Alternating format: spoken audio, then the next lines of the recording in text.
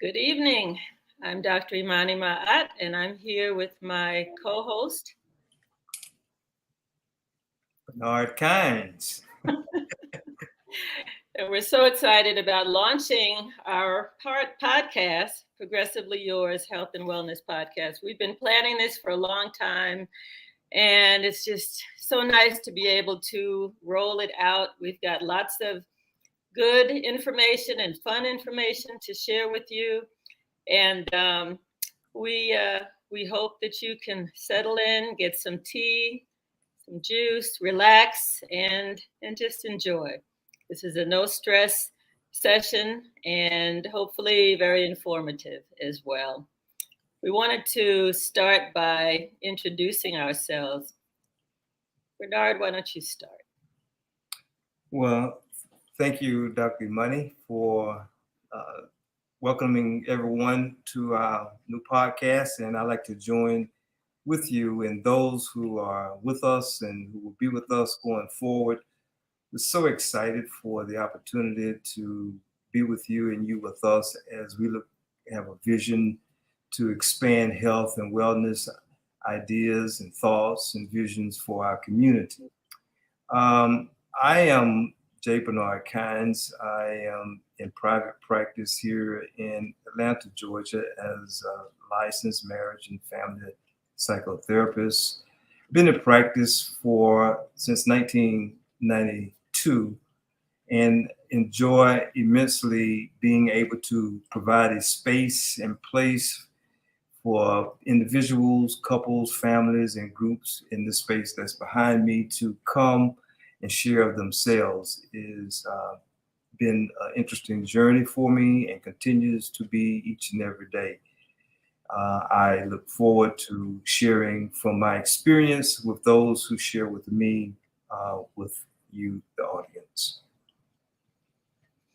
Wonderful. And I'm Dr. Imani Ma'at, and I am a public health scientist. I retired from the CDC, Centers for Disease Control, about 12 years ago. But I've also done my best to blend the creative arts and sciences with public health. So some years ago, I co-created a teen theater program called Yes for Health, where we taught young people to share information about health and wellness. And I'll talk a little bit more about that. But I really enjoy what I do. I'm a writer, I'm an author, I'm a mother of one and a grandmother of 4. And this is a great opportunity to share what we do. And together our organization is called Sankofa Institute for Wellness. And all of our programs, products, services can be found at the totalwellnessconsulting.com website. So it's a nice blend of what Bernard does and what I do, and we have a lot of fun doing it together. We've actually started doing some consulting where we combine his techniques and strategies with mine using the healthy haiku, and some of the other things that we've shared with groups and individuals. And it's so far so good. So far, so good. Yes. Absolutely. And we're totally dedicated to part of our mantra is that we're dedicated to facilitating community wellness. And so we're concerned about the individual, but we're also concerned about the community, however people define community, whether it's a job site, not-for-profit organization, a community of people who live together, or however people define community. But we're totally dedicated to supporting them and their needs, and helping them to define what it means to be well and what it means to get to the next level for them, because we're all in different places. And that is especially important in the day and time in which we're living, because there's so much stress that's just bombarding communities throughout the country. And so what we can do in our metropolitan area and throughout the country, we are for that. That is part of the vision when we use the word and think of the word community in focus. Mm-hmm. And it's I would venture to say that it's national and international. Both of us love to travel. Bernard is getting ready to go on yet a second trip to Ghana in the very near future. And there's so much that we learn and exchange with people globally around what their health and wellness needs and how they define health and wellness. Sometimes we have assumptions. Go ahead, Bernard. Well, I was going to say, since I am going back to Ghana in a few weeks, the name Sankofa was inspired on my first trip to Ghana in 2019 on the year of the return. Part of the story briefly was I was going to the ancestral river and was nearly hit in the head by a coconut hull. And I went down to the river and had this incredible spiritual experience with the ancestors, and went into the gift shop. And that was a necklace that I saw, and it was the Sankofa symbol with the bird that's turned around, as you can see on the screen. She's turning around, retrieving what is left behind while moving forward at the same time. And so part of our coming together and envisioning our ministry as the Sankofa Institute for Wellness is we want to retrieve what is good that we left behind, that our ancestors have laid for us, as we continue to move forward simultaneously. So that's where the term Sankofa and the name Sankofa came for our show and podcast. I mean, for our organization. Mm-hmm. So, that's actually a good segue, because Sankofa means kind of to look back and see where you've been in order to get a perspective on where you are and where you're going. So why don't you tell us a little bit about your history, Bernard, and what brought you to this place of wanting to facilitate and share information about health and wellness to the community, with the community? Well, thank you for that. I had this couple of stories. When I was age 4, Mom was taking me to the daycare center. It's my first time consciously being separated from her, and I had what we would call in my field separation anxiety. And I cried and I cried and I cried, and I was holding on to her apron. I remember I didn't want to be left behind. And I was crying so hard that Miss Van Hine, she knelt down and with such compassion looked into my eyes and said to me with confidence, "You're going to be okay. Just come on in and play with the other children. It's going to be all right." And she opened the door, and 2 of my best friends to this very day, James Hall and Don Cross, who's deceased, were standing there to greet me. And that made an impression upon me. And I remember that story because it was such an emotional impact. That's one story. And the compassion, that, as I just said, that she expressed toward me. The second story came when my father died when I was 11. He was the only and primary male role model that I had in my life. And so shortly thereafter, I joined the Boy Scout troops, and the Boy Scout troop provided another nurturing support for me in my development, and provided the opportunities that I need to learn and grow as a young Black male in South rural Georgia. The next movement came when at age 23, I entered the ministry. So I've always had this kind of longing to help people. But before I went to the ministry, I went to the Army. And when I returned to my hometown, I didn't realize that I had changed and I had grown, and I wanted the people to do more to help themselves, and became very angry about that. And eventually I felt inspired to enter into the ministry. And so at age 23, I entered the ministry as a way to begin to give back. And that has been my path from this point forward. I was a chaplain in the military. Then I did further training, for example, like at Grady Hospital, and I learned how to be with people at Grady. And so the opportunity to give back has just been a part of my life from people who given to me when I was growing up in my early childhood. My next door neighbor who lives with me in my heart, Ma Welchel, right now. So that's a great part of the foundation that inspires me now to want to give back to the community, because the community gave to me to make me who I am. Mhm.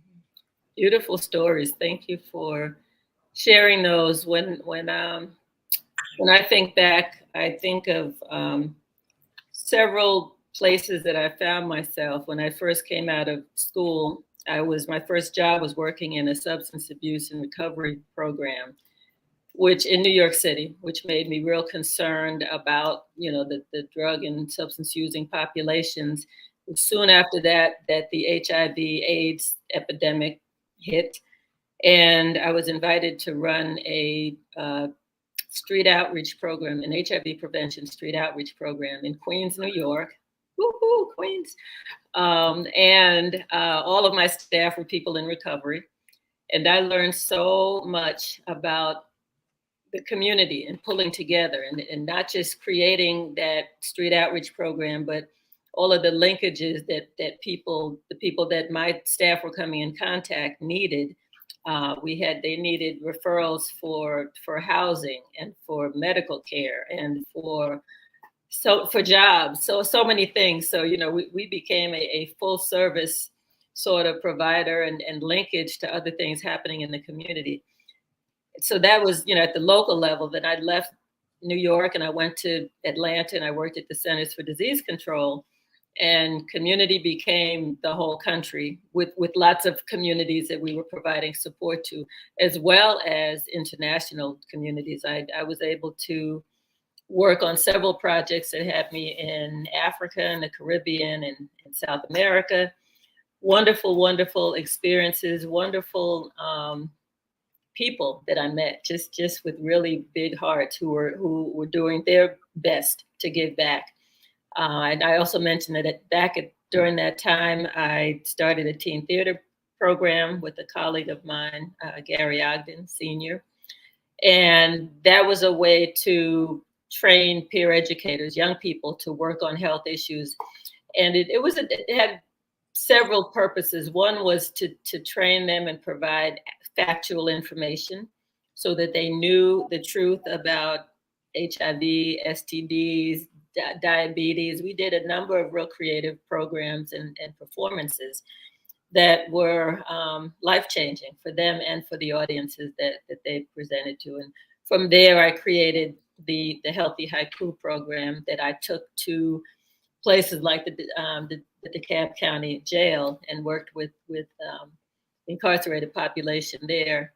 And I have a book coming out, my fourth book, that's filled with poetry and experiences of growth and change with the populations that we worked with. My staff there were all people who were, I kind of joke about it because I say all of my staff were people who were focused on kind of liberation theology and really about liberating the mind, and we're working, with officers who into lock them up theology. So they didn't all get what we were doing there, but some of them did. And some of them are still friends to this day because they said one officer actually joined my teaching staff because he liked what we were doing so much. And he's getting ready to retire. So he became controversial because they didn't understand why he joined our group. But I've enjoyed working at both the local and global level, and I love learning about health and wellness and teaching about health and wellness. There are so many things that we take for granted that we do on a regular basis, whether it's fasting on Mondays and now Mondays and Tuesdays, or drinking enough water, and not all waters are the same. There are so many things that we do that we want to share. And so the guests that we have on the show will be people who can also help to expand the knowledge of our audience about alternatives, about things that they can do to promote their own health and wellness and the health and wellness of their families and communities.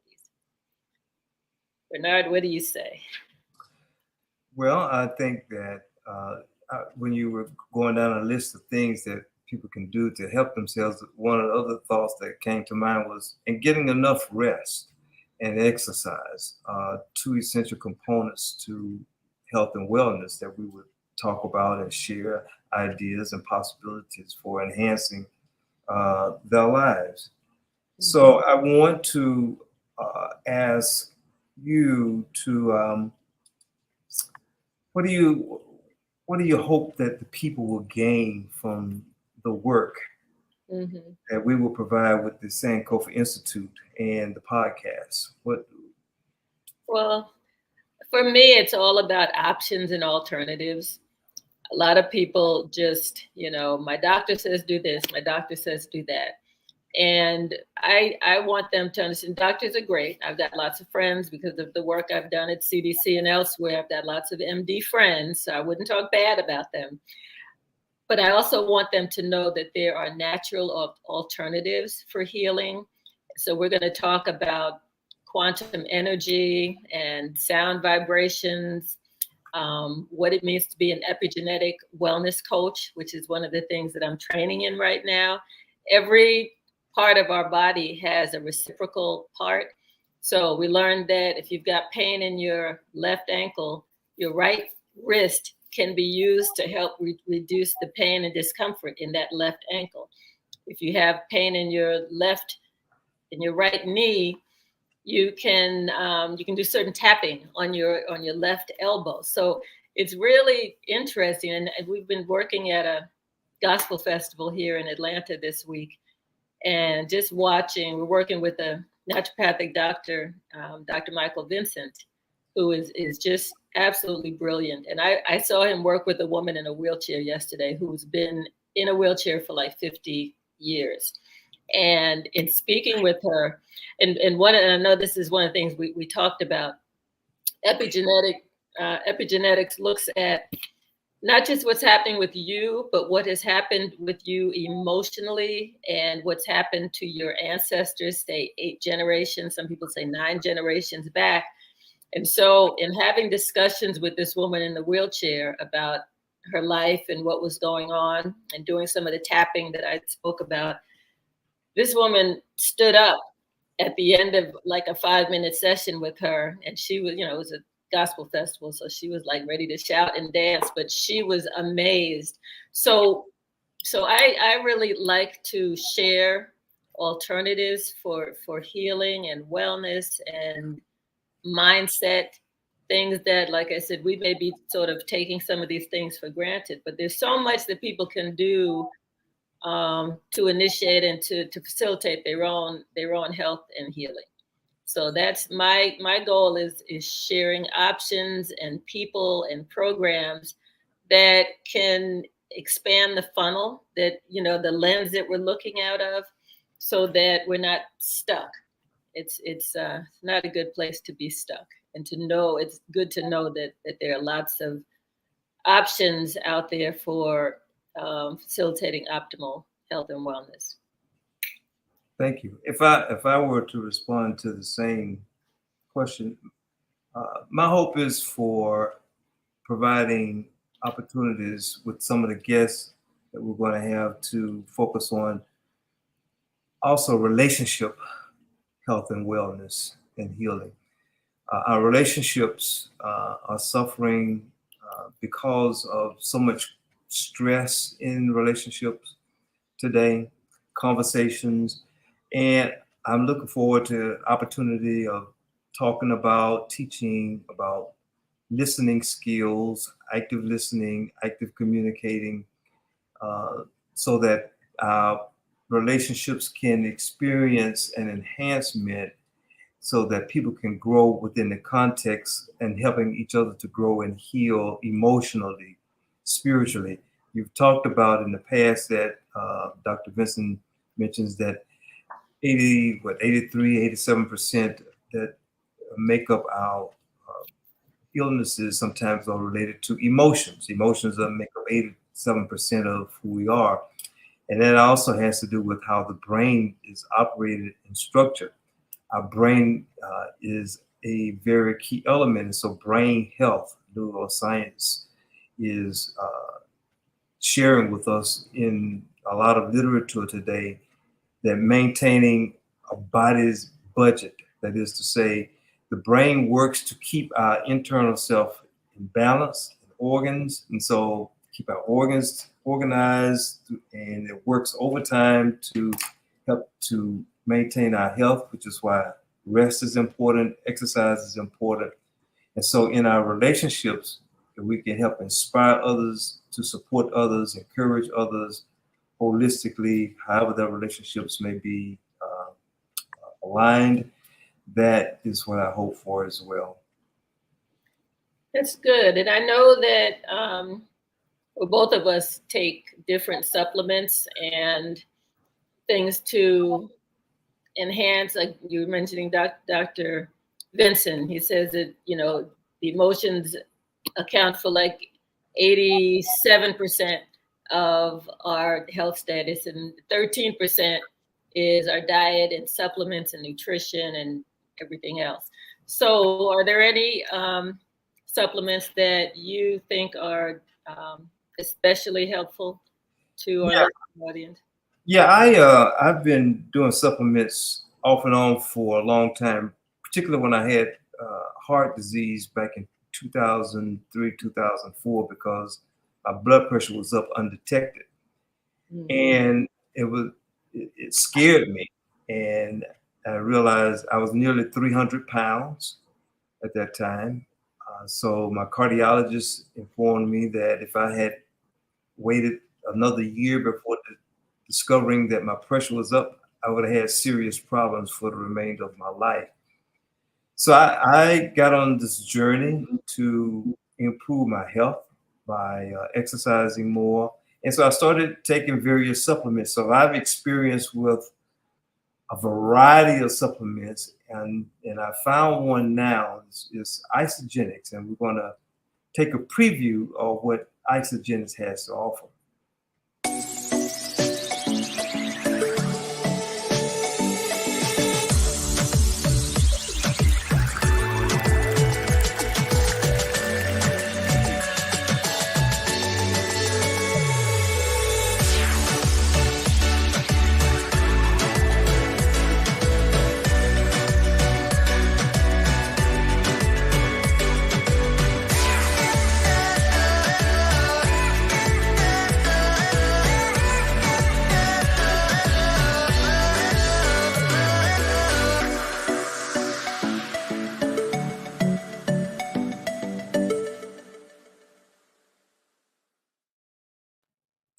Very good. Yes, and some of the products that I do take from Isagenix, one I have here is called the Cleanse for Life. And so when I fast on Mondays, Tuesday, I do Cleanse for Life, and it is a detox of the cells. And so you drink the Cleanse for Life, 4 ounces every 4 hours, and a lot of water, so that the toxins from the cells are cleansed through urine. It's not a colon cleanse. I especially take their product called Isagenix, which is a supplement to support the telomeres. Telomeres are parts of our DNA, and they communicate to the cells, and they expand and tell how long we're going to live and how life is going to take place.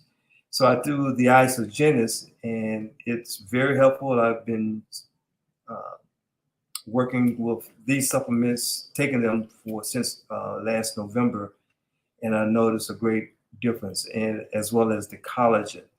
I want to say one other thing about the isogenis product for the telomeres. African American men have the shortest telomeres, which means telomeres are shortened as it relates to chronic stress.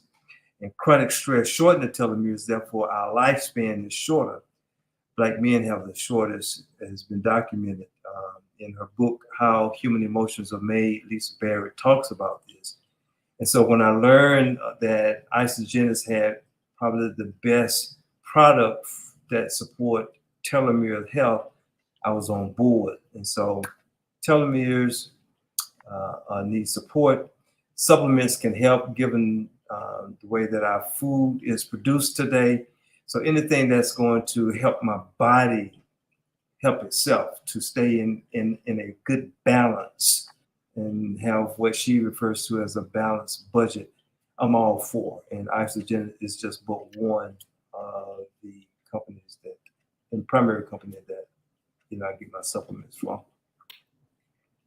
Very good, and I like those products, and we'll have an opportunity to share a number of products and devices that we use to promote health at the cellular level. So thank you for that, Bernard. That was good. Bernard's very humble. He wakes up at 4:15, 4:30 some mornings and goes to swim for like 2 miles and does yoga and rides a Peloton bicycle, and he's just going. So he's my role model for actually walking the walk. A lot of us talk it, but he walks the walk and is very consistent in his regimen. So I hats off to you, my brother. You're good. You're good. And I think what I would like to do, we have some guests waiting in the background, and we were thinking that we were going to introduce them a little bit later. But I'm so excited. Our show is about what we do and what we share, but we're also going to each week have a guest that we give most of the hour to in terms of learning about their contributions to community, whether it's education, wellness, the arts, a combination of all of that, like I do. It's truly a pleasure. I want to introduce our first guest in the wings, who has agreed to come on this evening with us and share a little bit of time and plant some seeds about what she's going to talk about when she has a whole hour to be with us. I know she got a little nervous about that, and she can fill up the hour because she does so much and is such a humble spirit. So I'm going to introduce to you Miss Anicia Johnson. She's the founder and community educator with Ama Culture, which provides education, science, and arts, and it's an African-inspired resource for educators and outreach to families and to youth. She's a mother of 3. She's a grandmother of 6. She believes that what African-American children and adults learn in school about their heritage is just not enough.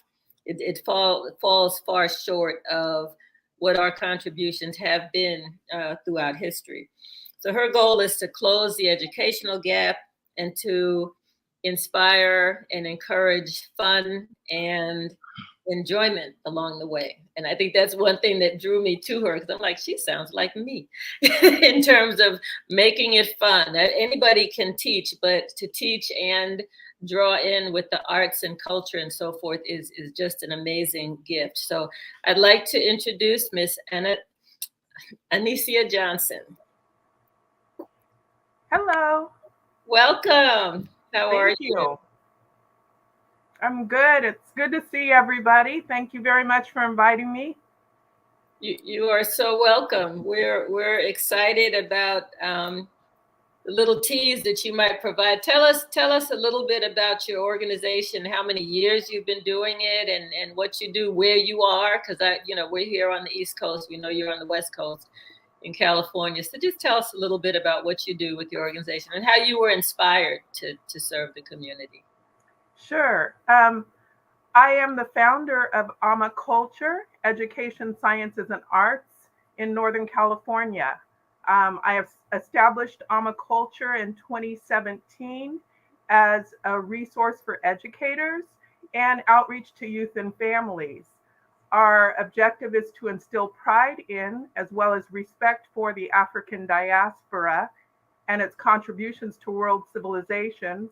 In fact, its foundational role to all world civilizations, and including Black American history and heritage. So I was inspired through my own life experiences. Growing up here, I grew up in Chico, California, which is the home of California State University, Chico. And in fact, my younger siblings and I all attended preschool through university in our hometown with degrees. Wow.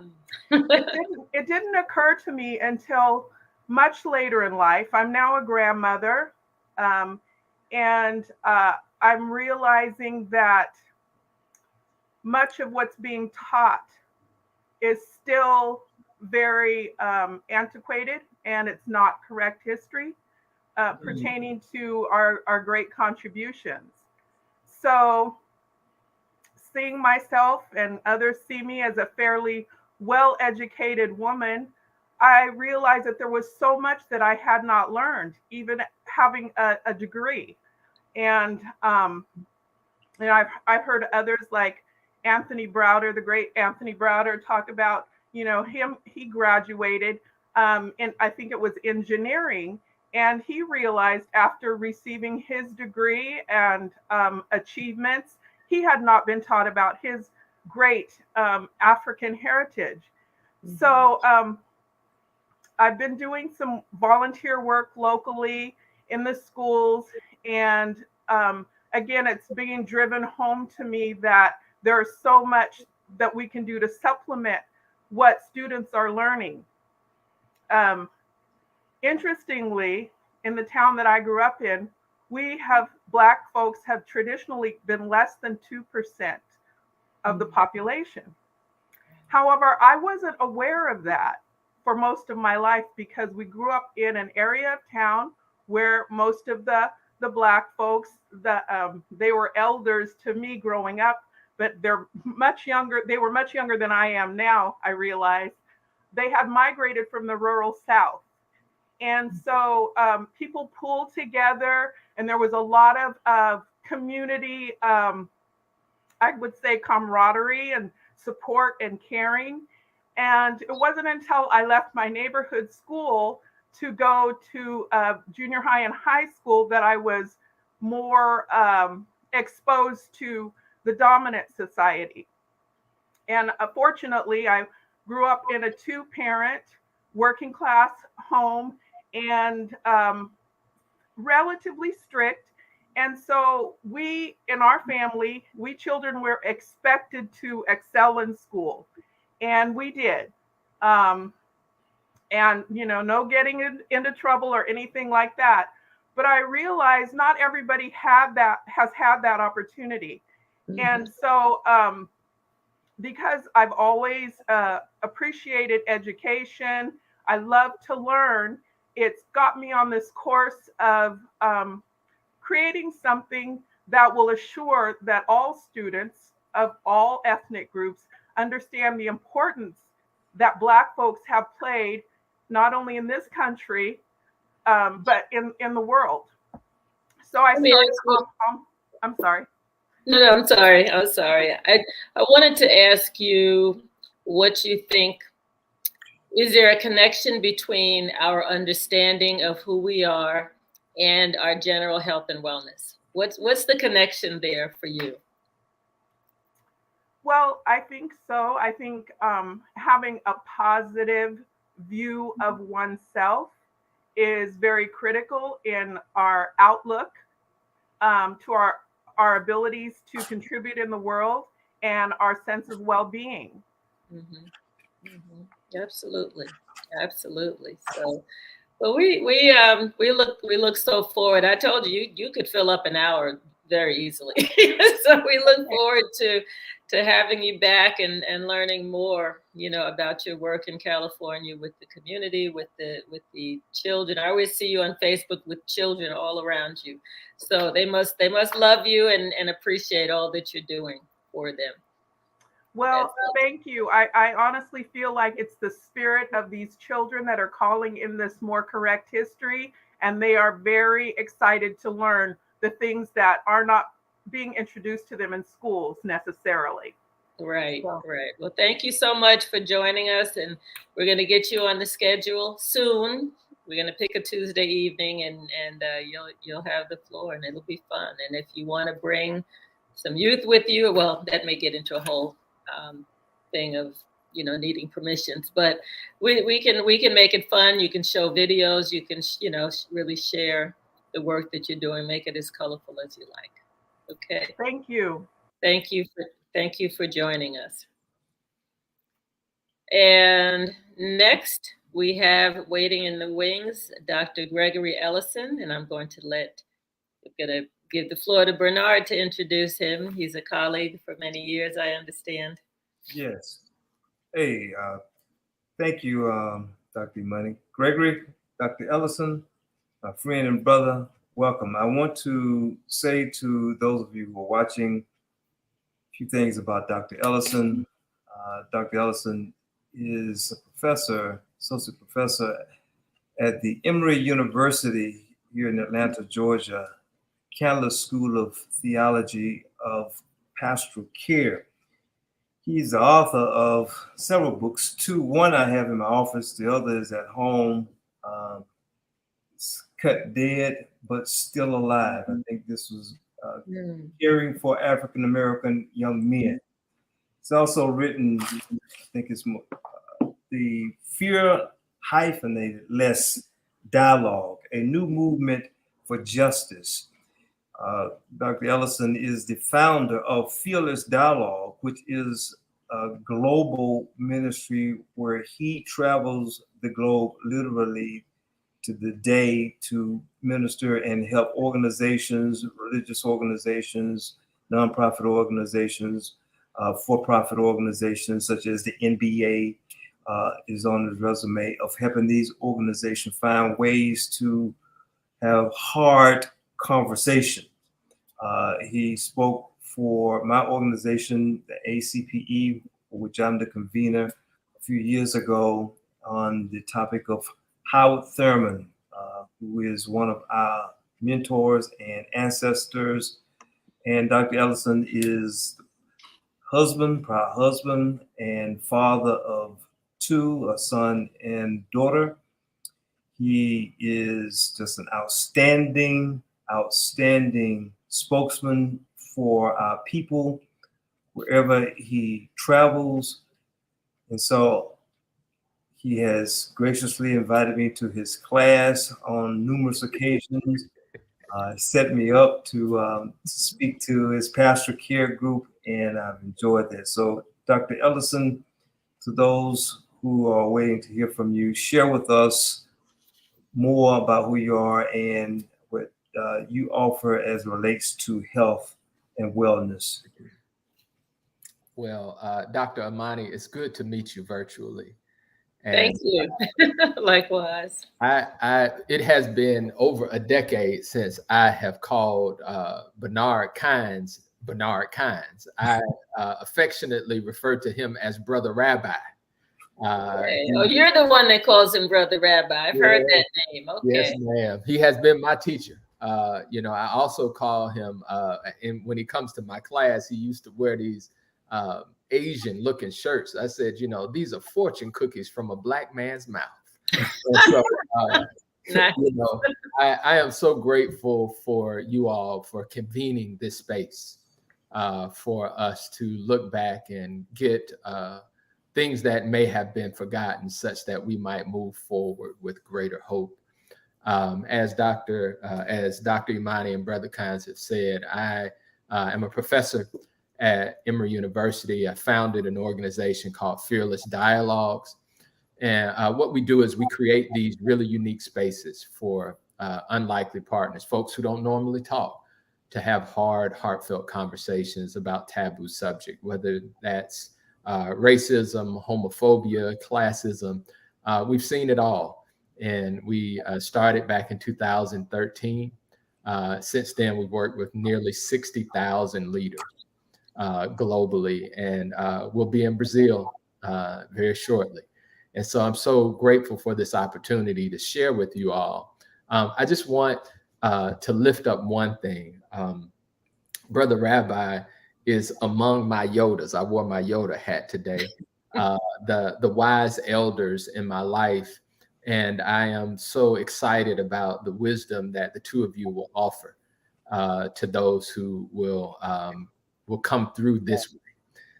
And so I want to share just two very brief formative quotes from elders that have walked with me, knowing that you all will call the ancestors forth.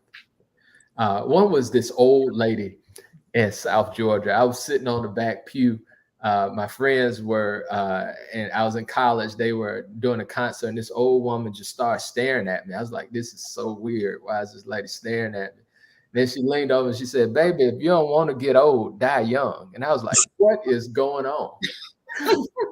And then she started staring at me again, and she leaned over and said something that I never forgot, Dr. Imani. She said, son, the longest journey you will take in life is the trip from your head to your heart.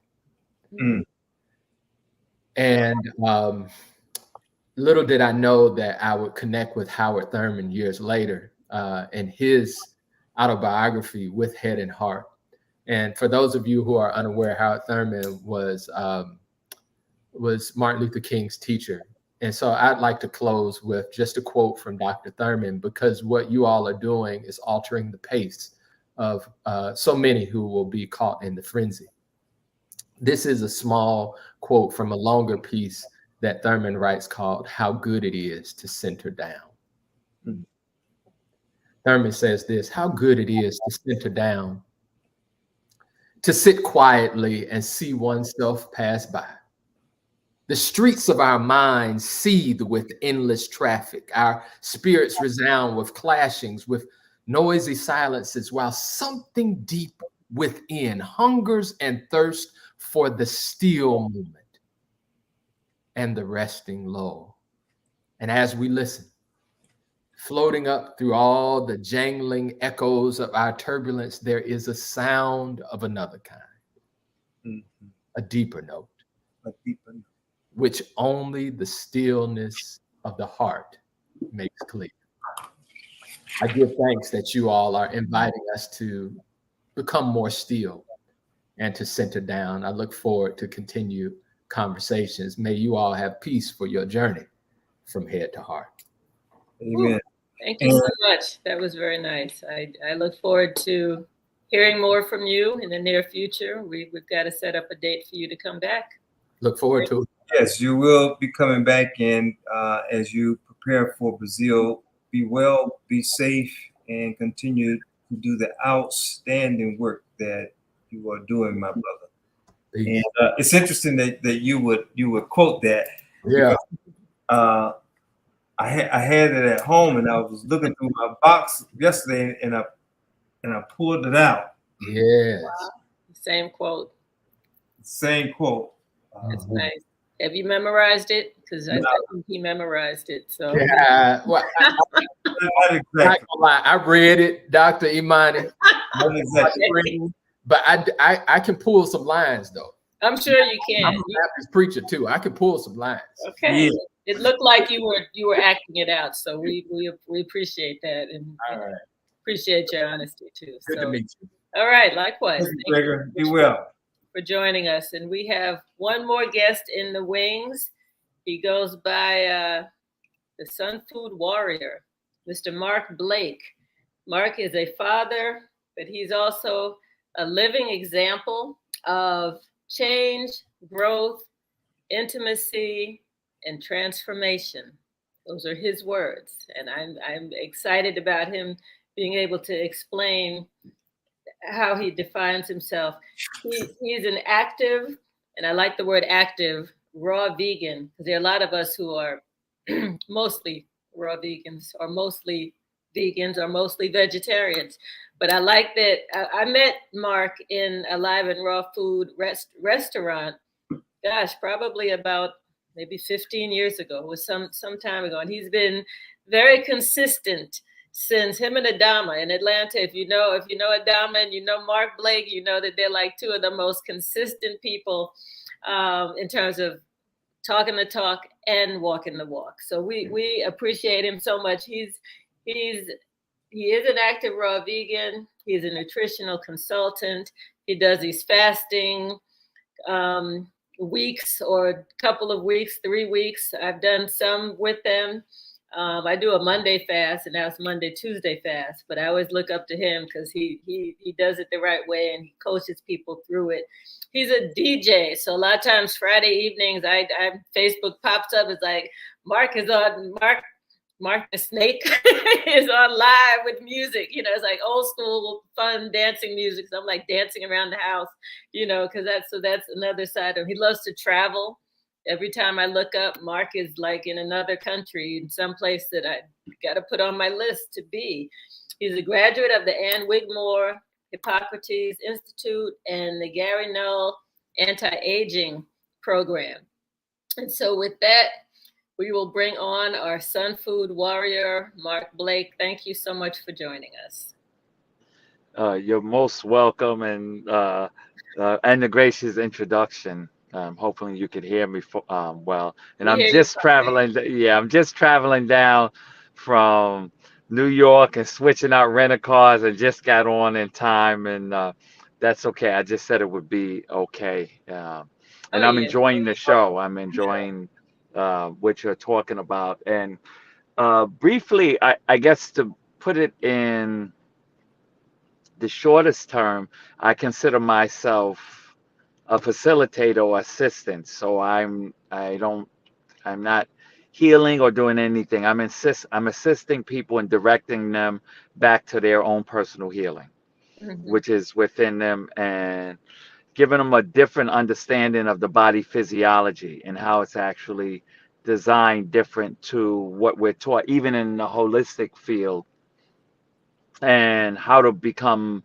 in harmony with that, how the body physiology is, and to look at diseases or symptoms as not an inevitable thing, but momentary conversation that our body and spirit is having with us on how we're caring for us, and what adjustments we may want to do. I do a 30-day fasting group about 3 or 4 times a year. They're all plant-based, and sometimes they're vegan, raw vegan, but lately I've been focusing on the fruit fast because I want to get people in a habit of eating and continuing to eat and not have a big when I did the vegan, I found that people spent a lot of time focusing on meals and meal plans. In the fruit, it's easy to satiate and learn the powers of that.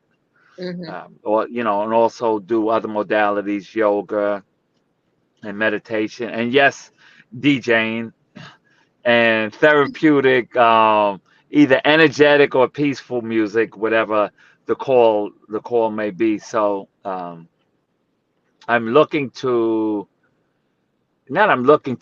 created a way to enter in healing the holistic without having a capitalist approach and having a community approach, which I think has been our biggest hindrance in the healing arts, is our approach has been as capitalists. And that doesn't become, as capitalists, the gist of it is might is right, or more is better. And community, although more painstaking, takes on the concept that all matters. And how do we come up with a solution that's all inclusive? So bringing that approach, and also sharing my travels to different countries and what I've discovered about people, and also narratives. Even though even as we were talking earlier, the narrative we have as African American men, and that's a generalized narrative that we take on as who we are, when in essence it's African American men, if they don't take care of their bodies, tend to show up in these kind of diseases. Right, Absolutely. right. And that's quite different than as African American men. And Mark, and I don't want to cut you off because I know you can go too, and that's one of the reasons I wanted you on. I was like, we won't have any dead space on this show. We have so much to share. When we look forward to having you back. I wanted to see if we had anyone in the audience who had a question.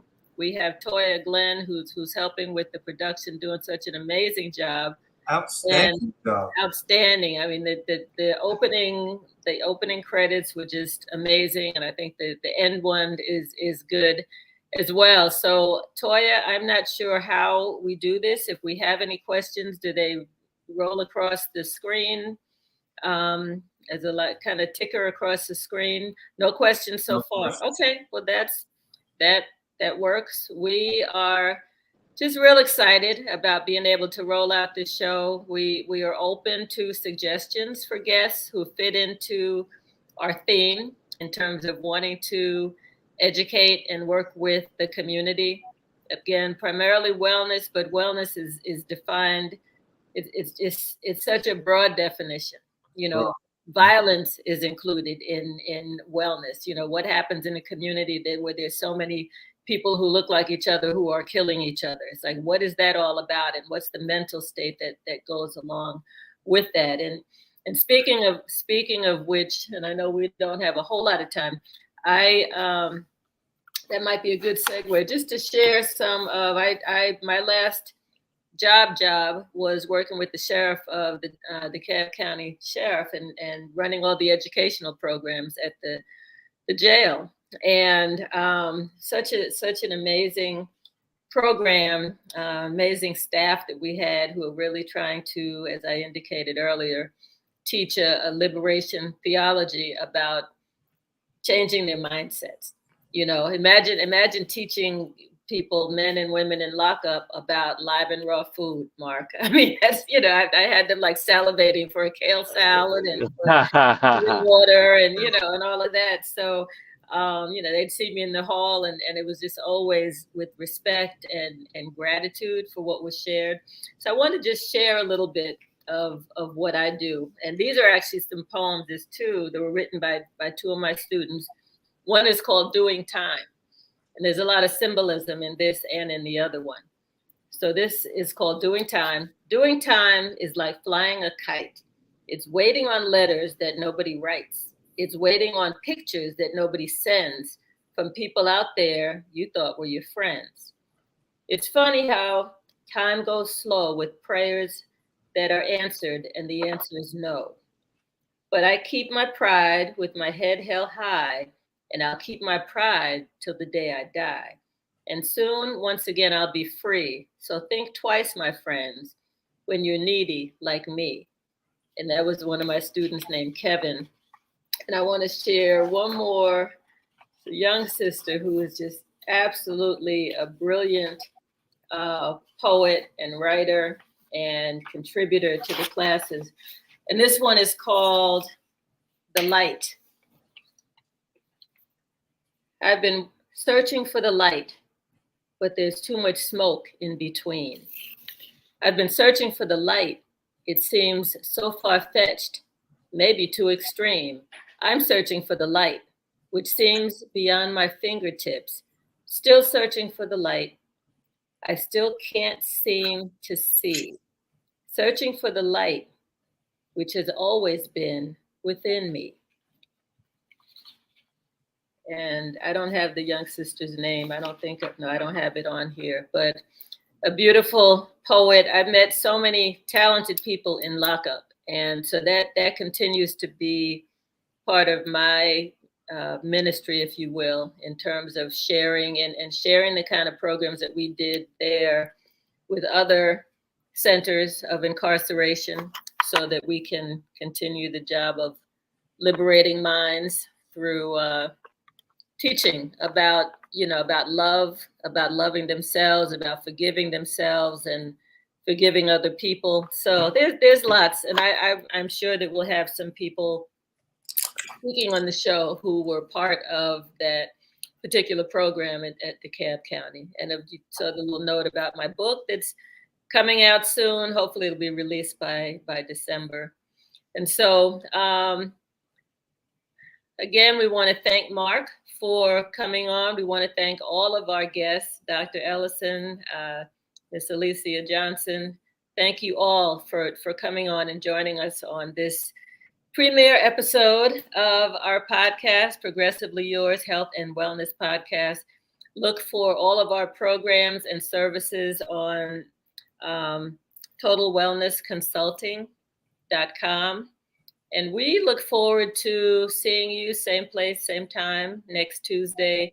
Please join our Facebook group. You can subscribe to our YouTube channel. And we're also on LinkedIn. So we'll see you one way or another. Tell your friends about us and encourage people to contact us if they'd like to speak on the show as well. Bernard, any parting words?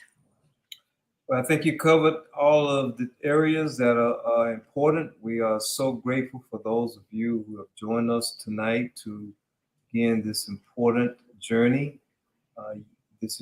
We are committing this show to you, and as you join us to help us, we want to help the community at large. So with gratitude and graciousness, we are humbled that you have joined us, and I say farewell tonight and look forward to seeing you next week. Ashe. Ashe.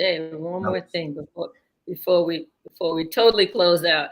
I just wanted to give thanks to Toya Glenn from Go Giga Creations.